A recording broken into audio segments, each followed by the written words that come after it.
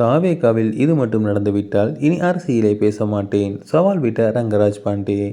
தமிழக வெற்றி கழகத்தின் தேர்தல் களம் மற்றும் வெற்றி வாய்ப்புகள் குறித்து ஊடகவியலாளர் ரங்கராஜ் பாண்டே தெரிவித்துள்ள காரசாரமான கருத்துக்கள் அரசியல் வட்டாரத்தில் பெரும் விவாதங்களை ஏற்படுத்தியுள்ளது. 2026 சட்டமன்ற தேர்தலில் தமிழக வெற்றி கழகம் தனித்து போட்டியிட்டால் மொத்தம் உள்ள 234 தொகுதிகளில் 10 இடங்களை கூட வெற்றி பெற முடியாது என ரங்கராஜ் பாண்டே கணித்துள்ளார். ஒருவேளை தாவேகா 10 தொகுதிகளில் வென்றுவிட்டால் தான் இனிமேல் அரசியலை பேச மாட்டேன் என்றும் சவால் விடுத்துள்ளார்.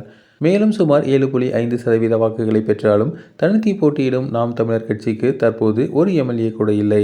அதே சமயம் ஏறத்தாழ அதே வாக்கு சதவீதத்தை கொண்டிருந்தாலும் கூட்டணியில் உள்ள விடுதலை சிறுத்தைகள் கட்சிக்கு 2 எம்பிக்கள் மற்றும் 4 எம்எல்ஏக்கள் உள்ளனர்.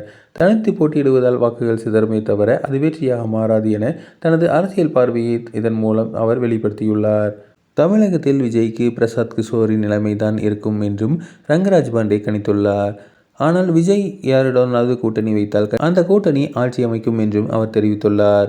அதிமுக, பாஜக, தவேக என பெரிய கூட்டணி அமைத்தால் நிச்சயமாக தமிழகத்தில் ஆட்சி மாற்றம் வரும் எனவும் ரங்கராஜ் பாண்டே தெரிவித்துள்ளார்.